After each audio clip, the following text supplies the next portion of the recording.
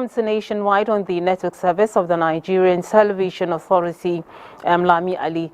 You can follow us on nta.ng/live and on other social media handles displayed on the screen for updates. The graduation ceremony of the Senior Course 45 at the Armed Forces Command and Staff College, Jaji, has been held in Kaduna State. President Bola Tinubu, who was in attendance, described the college as essential to the armed forces of Nigeria, especially in the professionalism and unwavering defense of national interests exhibited by the graduates of the college. The ceremony, he said, was an important milestone for the 291 officers who graduated, and the college's reputation is such that it attracts officers from the armed forces of numerous countries. The participants have kept loyal to this outstanding tradition. We are proud of you for how far you have come, but you still have far to go and more to prove. On behalf of a grateful nation, Nigeria, I commend you for the service you have provided and for the greater contribution that awaits you in the future. The Armed Forces Command and Staff College has been essential to the Armed Forces of Nigeria, especially in the professionalism and unwavering defense of our national interests exhibited by the graduates of this college. You have withstood the rigor of 48 challenging weeks of instruction and work. Again, I say to you personally, congratulations.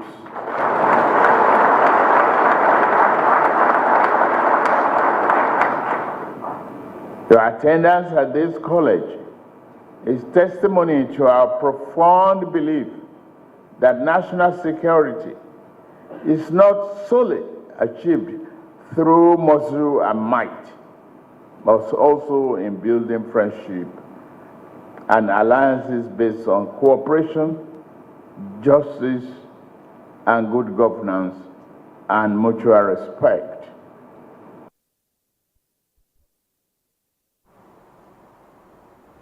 Now, in other news, President Bola Tinubu has approved the establishment of Infrastructure Support Fund, ISF, for the 36 states of the Federation as part of measures to cushion the effects of the petrol subsidy removal on the people.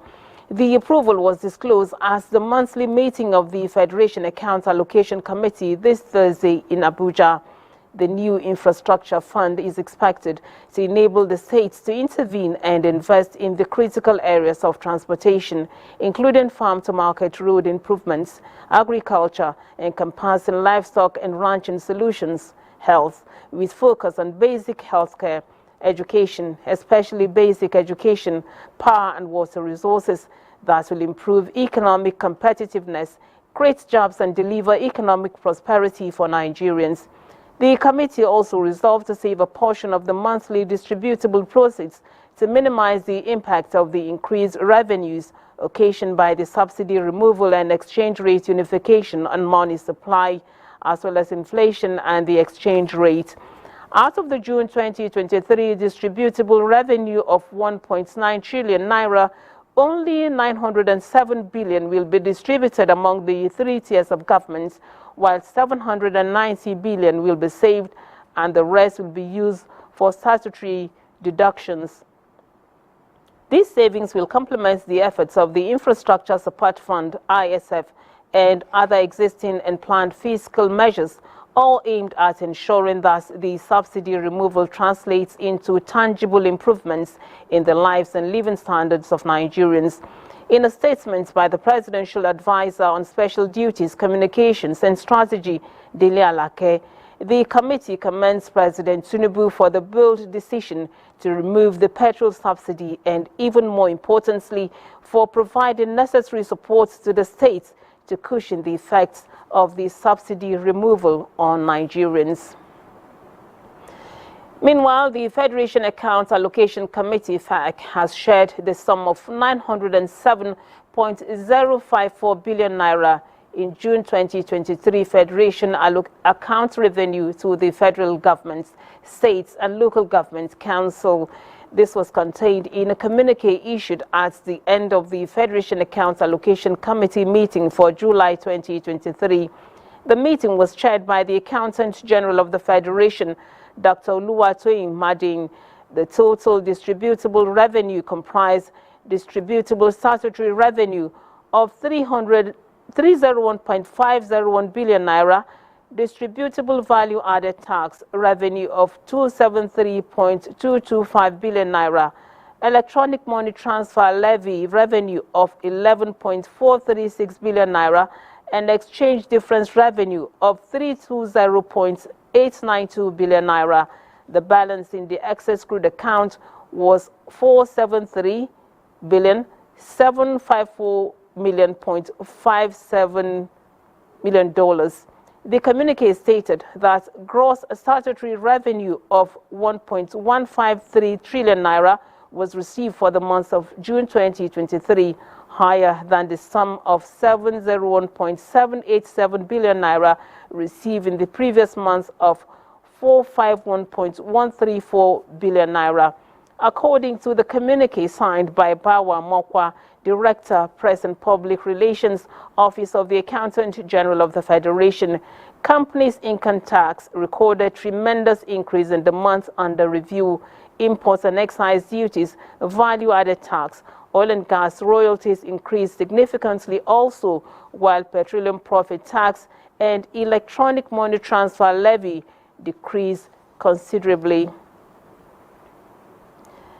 We go to the courts. A former Minister of Aviation, Senator Stella Udua, has been arraigned before the Federal High Court Abuja Division over her alleged involvement in receiving kickbacks from contractors and taking possession of government funds during her tenure as Minister of the Federal Republic of Nigeria. Olabode Arewa reports that Udua and 8 other defendants are facing a 25-count charge filed by the Economic and Financial Crimes Commission, EFCC. The 9 defendants, Stella Udua, Gloria Odita, Nwosu Nnamdi, Irene Chinyere, Global Offshore and Marine Limited, Tip Top Global Resources Limited, Crystal Television Limited, Sobora International Limited, and China Civil Engineering and Construction Company. Their trial had been on since 2021, but upon entering the dock this Friday, the 9 defendants pleaded not guilty to the counts.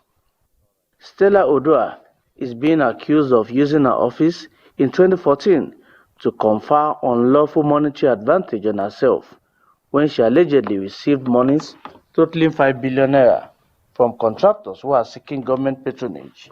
The alleged offenses run contrary to the Money Laundering Prohibition Act of 2004.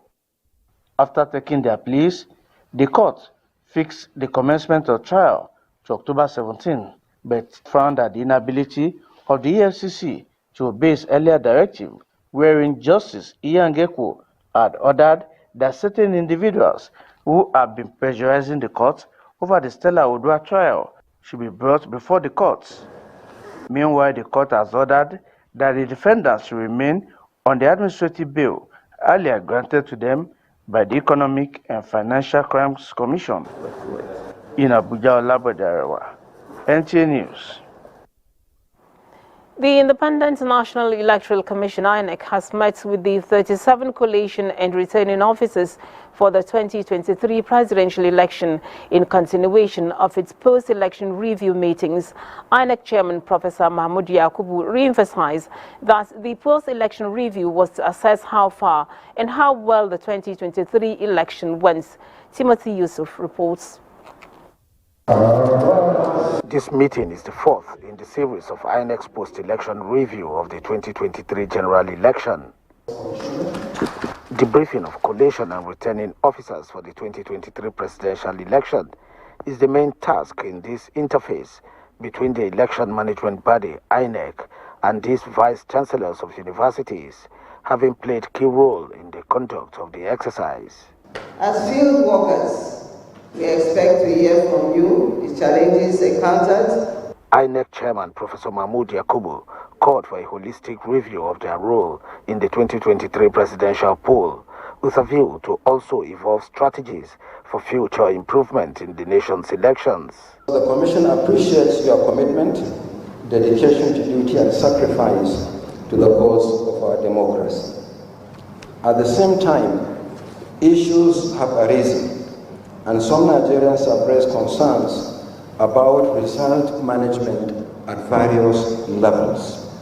While some of the issues are subject of litigation and therefore sub judice, we can nevertheless discuss them broadly and, most importantly, share experience on the way forward. It is therefore the Commission's expectation that at this meeting we will identify areas of strength and weaknesses, as well as the necessary reforms that we need to introduce going forward. INEC is also scheduled to meet with other critical stakeholders in the coming days as part of the post-election review meetings. Timothy Yusuf, NTA News. For 13 years, insurgency affected most parts of the northern states, especially Borno, which recorded cases of destruction of schools and killings of teachers that impacted negatively on the education sector. Well, the story today is different, largely to the commitments to rebuild and give the people a sense of belonging, as well as a secured environment, a development that has given rise to an increase in enrollment of students into schools and providing enabling environments, and there are plans to increase more teachers. We now join Pauline Kujevana in our Maiduguri Network Center. Hello, Pauline. Hello, Elizabeth. Good evening and welcome. All right. We want you to talk and welcome to Maiduguri, the Borno State capital. All right. We want you to talk us through this current situation of education now in Maiduguri and across the state. All right. It is no longer news that the Boko Haram insurgency targets education sector, saying the Western education is forbidden. This led to the destruction of 574 schools, with killings of teachers up to 632. This situation also led to abduction of schoolgirls and boys, and even some of the schools that were still standing, the insurgents, that is the victims of the insurgents, made the schools their places of abode. And during the predecessor, that is the current vice president, the predecessor of Governor Babagana Umar Zulum, he deemed it necessary to rebuild the schools to counter the insurgents' ideology. As such, he built so many mega schools, and Governor Babagana Umar Zulum came in and consolidated on that by building about 22 schools, while 8 are still on the way. At the same time, Governor Babagana Umar Zulum also deemed it necessary that these structures should be equipped with qualified teachers. As such, he decided to constitute a committee for the recruitment of teachers in Borno State, which is being chaired by the former Commissioner of Education, Engineer Lawan Abba Wakilbe, who is here to tell us the modalities put in place for this recruitment exercise and how many candidates are earmarked for the exercise. Thank you very much for having me. You would recall that His Excellency Professor Babagana Umar Zulum, Executive Governor of Borno State, directed that advertisements should be put across for recruitment on the 30th of November 2022. Then a job portal was created. A website was created by the Borno State Ministry of Education for application. The website was operated between 5th of December to 31st of December, where 13,905 candidates applied for the job. Now, the committee was inaugurated in June this year. And after our inauguration, we decided to come up with modalities to conduct the exams. Now, the exams would be conducted in 8 centers across the state on the 2nd of August 2023. An oral interview will take place simultaneously on the 3rd to 5th, so that the best of the best will be selected for our public primary and secondary schools. Okay, having suffered the devastating effect of the Boko Haram insurgency, what is the hope of education in Borno State? You can see there's a giant stride.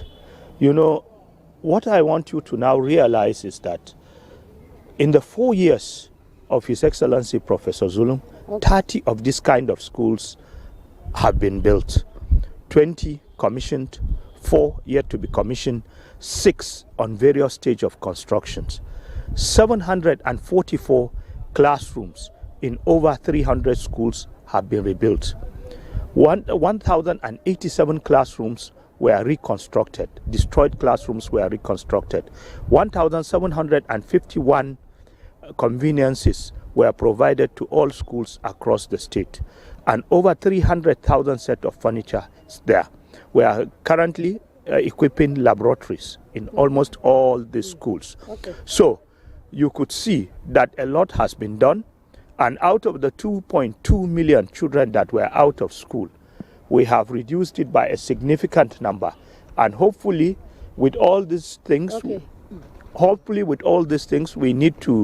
are going to create access to the less privileged child, access to qualitative education to the less privileged child in Borno State. All right. Thank you very much, sir. With these structures and qualified teachers, it is hoped that Borno will become a center of learning with many parents sending their wards to Borno State to acquire both Western and Islamic education. Thank you. It's back to you. Thank you so much, Pauline.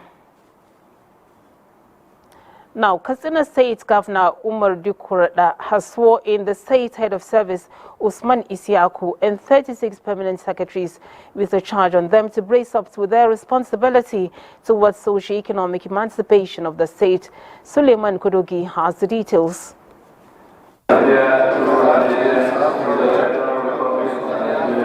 The swearing-in comprises the new state head of service, 13 appointed and 23 permanent secretaries. Governor Umar Dukurada says the appointments were based on merit.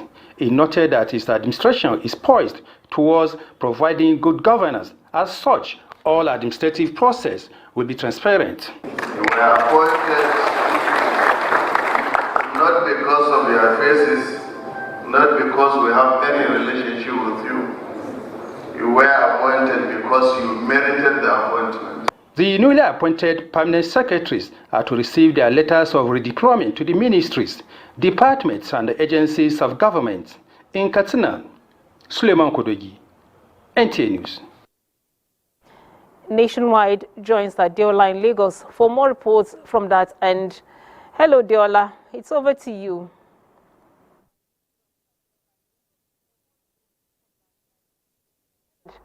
Hello, Deola.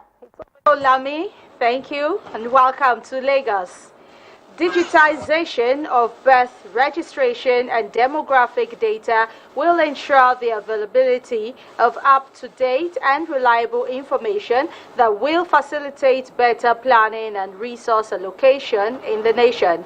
This was the view of the Secretary to the Lagos State Government, Abimbola Salu Hundehi, at the flag off of a 2-day training exercise on e-birth registration, organized by National Population Commission, NPC, in partnership with the United Nations International Children Education Funds, UNICEF. Joyken Abakoya reports. The e-birth registration exercise is to ensure that the future of every Nigerian child is catered for through adequate and efficient demographic documentation. Former Federal Commissioner of the National Population Commission, now Secretary to the Lagos State Government, Abimbola Salu Hundehi, says e-birth registration and certificate issuance system will bring to an end the complexities that come with manual registration and provide an easy way of registering and obtaining the birth certificate anywhere and at any time. It will also eliminate time wastages and long procedure in registration. Representative of UNICEF, while highlighting the impact of the exercise, emphasized that e-registration of births will not only accelerate the process, but also improve efficiency. We need to provide, school for these children. We need to provide health care for these children. We don't know when we don't have the registers, when we don't have them penciled down. Experts were convergent on the opinion that good interaction and communication with the host communities will go a long way in positively impacting the outcomes. Lagos State is one of the pilot states selected for the flag off of this nationwide exercise. In Lagos, Joy Ken Abakoya, NTA News. InterSwitch Group has partnered with Stratus Technologies to design cutting-edge technological solutions that can address gaps in the oil and gas industry.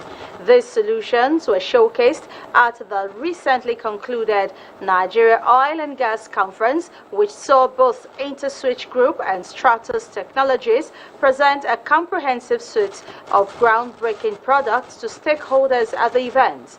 Drug Bukola has the details. The NOG Energy Conference provided a platform for the InterSwitch Group and Stratus Technologies to strengthen their partnership of over 20 years and also unveil latest cutting-edge technologies that will transform the oil and gas industry. With the new ZTC Edge, Regional Manager, Stratus Africa and the Middle East says InterSwitch can now leverage on the strength of this latest technology to expand its business across new verticals in the oil and gas industry. Our latest product, the ZTC Edge, which stands for Zero Touch Computing, is designed for the OT space at the edge, which allow to achieve the same availability levels upstream, midstream and downstream businesses as we currently achieve inside the data center. For InterSwitch, the technology is an opportunity to replicate its accomplishments in the banking sector in the oil and gas industry. Working closely with Stratus, we will be able to uncover new innovations that will further strengthen the value proposition, and take it into new industry verticals as we journey on this digitization strategy. And we urge oil and gas companies to latch on and invest in technologies that strengthen and guarantee revenues. The mutually beneficial partnership hopes to guarantee more efficiency in the oil and gas sector. In Lagos, Joel Bukbola, NTA News. We're done with our bit from Lagos at this time. Be reminded that you can follow this news broadcast live on our website at nta.ng/live and on our other social media handles displayed on the screen for updates. Amina Abubakar in Kaduna Network Center has the next set of reports on Nationwide, but it is time to pay some bills. Be right back. Kaduna Network Center. Federal Ministry of Labor and Employment has reiterated its commitment of providing employment for the teeming youths to make them self-reliant. This came to the fore during the distribution of startup packs for Northwest participants of skills development and certification program held in Kaduna by the representative of the Permanent Secretary of the Ministry, Daju Kachalong. Haruna Muhammad tells us more. Skills Development and Certification Program under the Federal Ministry of Labor and Employment started in 2021, and what we are witnessing is the graduation and distribution of starter packs to graduates in a bid to making them self-reliant.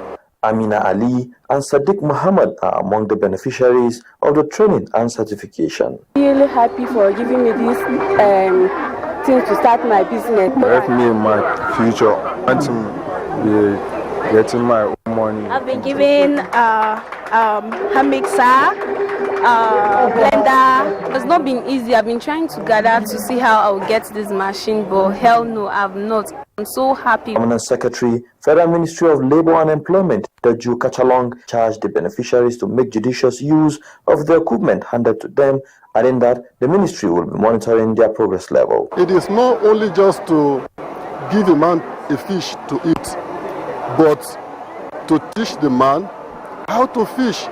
The graduates were trained in soap making, catering, tailoring, GSM repairs, and candle making, among others. In Kaduna, Haruna Muhammad, NTA News. The National Population Commission in Katsina State is undertaking advocacies and intensive media campaigns to ensure successful implementation of the forthcoming national exercise. The Federal Commissioner in Katsina State, Bala Al-Mubanyi, stated this while hosting media executives. Awal Haliru reports. The government of Nigeria postponed the 2023 National Population and Housing Census due to conduct of last general elections in the country.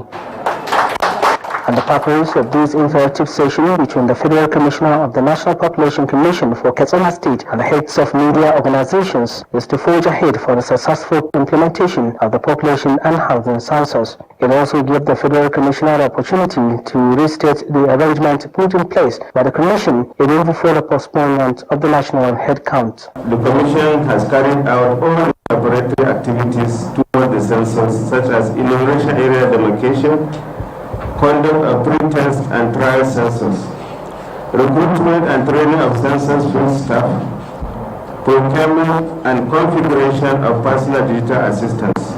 The Federal Commissioner Bala Al-Mubanyi assured that the Commission in Katsina State will continue to carry out advocacy and intensive media campaign for the conduct of first ever digital census. He says the state will suit its allocation of personal digital assistance, which is the major equipment to be used for the exercise. Now they will enter all the data into this equipment, and we have servers that they will immediately send to the servers all the information. While answering questions from some media chief executives, the Federal Commissioner Bala Al-Mubanyi said arrangements have been made for security and safety of equipment in the frontline local government areas and all parts of the state. In Katsina, Awal Haliru, NTA. And that's it from here. It's back to Lami in Abuja. Here, it's back. Thank you, Amina.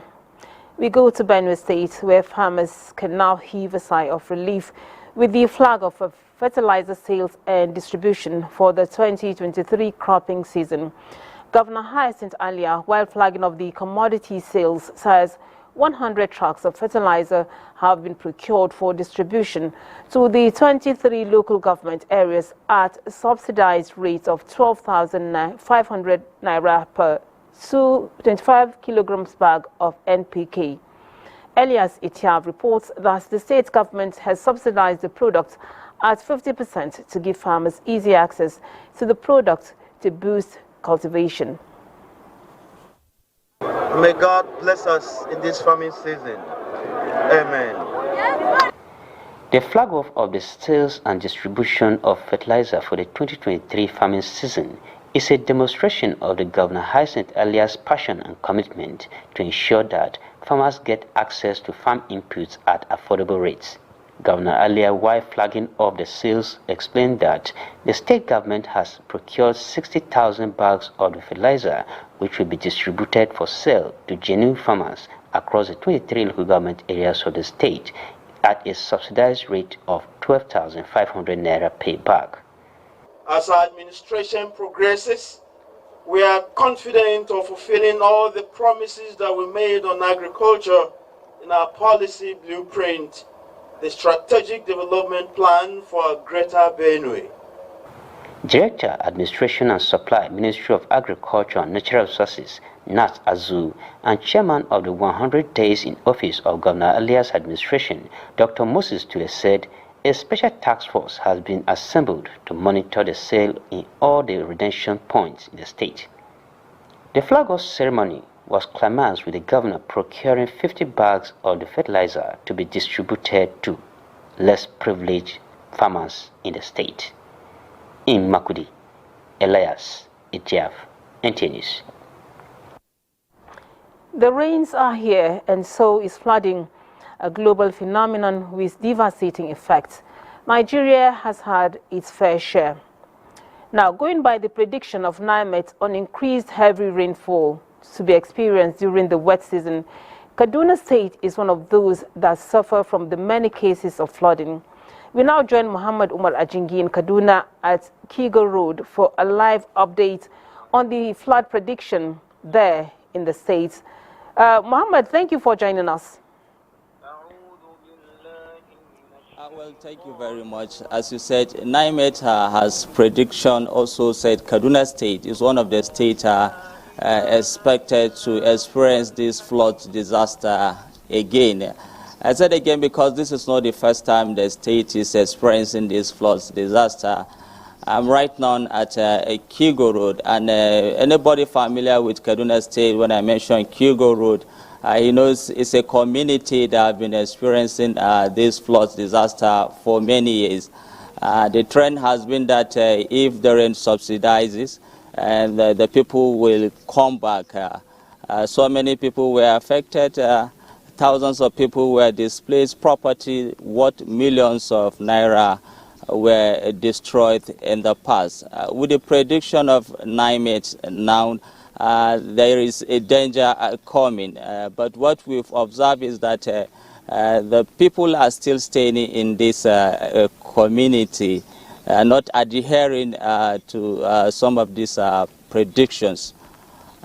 Behind me is the popular River Kaduna. It is one of the largest river here in Kaduna State, and it passes through so many communities. So most of the communities, this river are crossed by about 8 communities identified to be flood-prone areas, which Kigo Road, Kabala, Ongwandosa, part of Tudunwada, some of these communities. It has been raining for about 2 hours now. You can see me holding an umbrella, even though it has subsided now, which means the river now is receiving much rain, and that means it will soon overflow. And then most likely these communities might experience this disaster again, which we've are not praying for. Government's doing, considering that it's a recurring issue and the people in those areas affected by flooding over time have refused to leave those places? Yes, the people have refused to leave those places. The trend has been that whenever this disaster occurs, the state government, particularly SEMA in the state, you understand, force the people to vacate some of these places. But after the rain have subsided, the people comes back to stay in these communities as if nothing has happened. So the state government have already sensitized the people through media, jingles, even drama shows on both conventional and social media. Sometimes the SEMA officials even meet the traditional rulers here to talk to them that this disaster is still coming again for people to find an alternative to leave the places. But yet, you can see people are still staying in these places. Okay, behind me, you can see houses, and there are a number of people there. Okay, what has been the impact of flood on these people, the losses they have suffered in terms of economic losses and then loss to lives and property too? Well, naturally, if there is any disaster like this, particularly a flood, it is expected that property worth millions of naira will be destroyed, and sometimes there are even loss of lives, even though the loss of life here would be at a minimal rate for the past several years that we've experienced flooding here in Kaduna. We thank you, Mohammed. We hope that the people will listen to the voice of reason and vacate those areas because of the danger that it presents to them. Now, moving on, the House of Representatives Ad Hoc Committee on International Boundary Disputes between Nigeria and Cameroon has assured people of Biajua Danari communities in Cross River State and Nigerians that they will do everything possible to protect the affected boundary from being ceded to Cameroon. This was during an interactive session with stakeholders chaired by Representative Benue. National Assembly correspondent Muhammad Rabiu Ali reports. The boundary dispute between Nigeria and Cameroon has been lingering, attracting global concerns. Bakassi Peninsula was once a case study for boundary dispute between the two countries, and now Biajua Danare communities experiencing similar scenario. This interactive session was to have first-hand information on the matter and find a lasting solution to the issue. Communities that were affected, settlements that were affected along the boundary were identified. Those that were Nigerian settlements that fell on the Cameroonian side were also identified. Those Cameroonian communities that fell on the Nigerian side were also identified. And issues and processes of handing them over appropriately to the appropriate administrations were also agreed upon. We will rather prefer, we can never be Cameroonians. If they don't want us to be, the Ambazonia people of Western Cameroon are already fighting to be a republic. They can as well tell us that they don't want us. NBC, NJC, whatever, Ministry of Justice, the local people must be incorporated into the process, not just Cross River State government and that's it. The local people have a right of choice of where they want to be. Due to the missing demarcation pillar 113A and the inability to locate it. So what you're saying is it's important to find pillar 113A. I think the issue here is what the National Boundary Commission Surveyor General is saying is very different from what the community is saying. The methods that the two-age institutions of government are using are not acceptable in any way to the community. And you made a point about if we're not careful, we may have Nigerian citizens becoming stateless. The committee is expected to embark on a fact-finding visit to the border town before another public hearing. From the National Assembly, Muhammad Rabiu Ali, NTA News. We join Dibabari in Port Harcourt for more reports on Nationwide. Hello, Dibabari.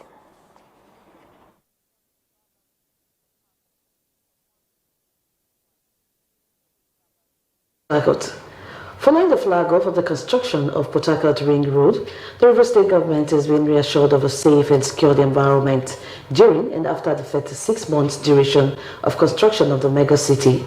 This assurance was given by the General Officer Commanding Land Component and Joint Task Force South-South Operation Delta Save, Jamal Abdusalam, in Government House, Port Harcourt. Government House correspondent Osinachi Abraham has details. The primary purpose of government at all levels is to secure lives and property and provide all the basic necessities that promote good living. It is in the view of this that the River State government is synergizing with security agencies to make security of lives and property a priority. I feel very, very embarrassed that in a country like this, a country of ours, where law and order should be observed, that people can parade arms before Nigerian army. There is a camp somewhere in Degema, somewhere. It is a base, a military base, and people parade arms around there. The GOC Land Component, Joint Task Force South-South Operation Delta Save, Jamal Abdusalam, is appreciative of the governor's gesture. He commends the Ring Road projects just flagged off by River State government and promises adequate security. Already the contractors assigned to this project were in cooperation with them, who provide security for them, and they have already approached us to support them because this is a project we know that will have impact on the society. The GOC was accompanied on the visit by some of his officers in Port Harcourt. In Port Harcourt, Osinachi Abraham, NTA News. Measures to improve and maintain facilities for effective service delivery, especially in this technology-driven era of broadcasting, is the focus of a one-day meeting of heads of NTA stations in the South-South zone held in Port Harcourt. Executive Director Engineering Ijo Sage commended Port Harcourt Network Center for maintenance of equipment and capacity building of staff. Ijo Bugweke has the details. The Nigerian Television Authority is repositioning to constantly deliver effective and qualitative broadcasting to viewers. To achieve this, training and retraining of staff, improvement on equipment and staff welfare have been a priority. The meeting of general managers and officers in charge of stations under South-South Zone was a forum to review operations and chart a way forward as a zone. Executive Director Engineering Ije Osage acknowledged the efforts of stations to remain on air in the face of challenges. Issues such as effective and routine maintenance of equipment, discovery of new sponsorship partners, commitment to service and staff welfare, in addition to good relationship with the government at the operational base, are paramount. On the NTA, have that feeling that this is your business. This business must succeed. Zonal Director NTA Port Harcourt Network Center, Evelyn Wosu, gave an update on the operations in the network center. She also highlighted challenges of acquiring certificates of occupancy for NTA Port Harcourt and other NTA stations for proper security of land, equipment and personnel. We discovered that our fence, because of though it was perimeter fencing, was low, and so people could come in. At some point in this, people had jumped into this compound and shot one of our staff husband because the compound was low. So we decided to raise the fence and put a spiral wire to just fix that so that at least to secure the environment. General Manager NTA Calabar and representatives of NTA Yenegua, Eket and Ogoja outlined some issues affecting smooth transmission in their stations. The visitors had a tour of facilities in the network center. In Port Harcourt, Ijomu Gweke, NTA News.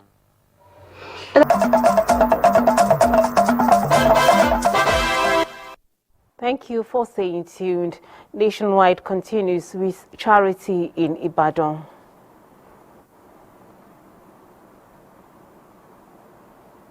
To Ibadan. In a bid to clear myth and reveal realities surrounding monthly menstrual cycle, wife of Oyo State Governor Tamunomi Nini Makinde organized a program to sensitize schoolgirls in the state.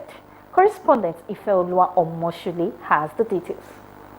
Research by UNICEF shows that women menstruate each month for about 2 to 7 days, and as normal as it is, menstruation is stigmatized around the world due to lack of adequate information, which has led to some damaging misconception. To change this narrative, wife of Oyo State Governor Tamunomi Nini Makinde had a time out with girls from over 100 schools from the 33 local government areas of the state. The program afforded them the opportunity to rub minds with experts on healthy practices that can be adopted during their menstrual cycle. I've learned about menstrual cycle of a woman and the menstrual hygiene, all about what you can do to take care of yourselves and things lots more, the precautions and the instructions. Exercise, very good. You can exercise when your period comes, when your muscles are ready to, and then you not have serious cramps. Mrs. Makinde further encouraged the girls not to get distracted, but focus on their studies and speak with their parents whenever necessary. There is no shame in learning about your menstrual cycle, the change in your body, and how to track your period. Plan for the upcoming exam and assignment. The girls were gifted with reusable sanitary towels, soap, and other items. In Ibadan, Ifeoluwa Omoshule, NTA News. Contribution from Ibadan. It's back to Lami in Abuja studios. Hello, Lami. Charity and sports update is next with Olumide Gunsola.